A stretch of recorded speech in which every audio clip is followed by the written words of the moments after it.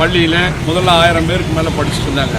இந்த பள்ளியை சுற்றியும் இப்போ இது ஒரு மந்தையாக மாறிடுச்சு. இந்த மந்தையில் மக்கள் கழிப்பிடம் போனால் துர்நாற்றம். தினசரி காலை மாலை இங்கே நூற்றுக்கணக்கானவங்க மந்தை போகிறார்கள்.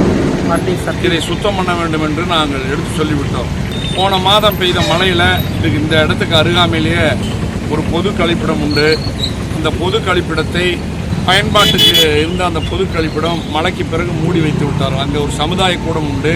இங்கே மிக அருகாமையில் ஒரு ஆதரவற்ற ஒரு முதியோர் இல்லமும் உண்டு. இந்த இடத்துல இப்படி ஒரு துர்நாற்றம் வீசிக்கொண்டிருப்பது என்பது எவ்வளவு வேதனையான சம்பவம்.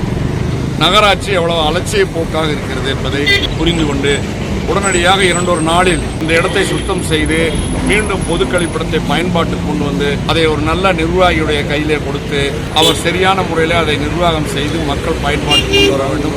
சமுதாய கூடம், முதியோர் இல்லம் இதையெல்லாம் பயன்பாட்டுக்கு வரத்தக்க வகையில் செய்ய வேண்டும். இல்லாவிட்டால் இந்த இடம் ஒரு தவறான நடவடிக்கைகள் நடக்கின்ற, ஒரு சட்டவிரோத நடவடிக்கைகள் நடக்கின்ற ஒரு இடமாக மாறிவிடும் என்று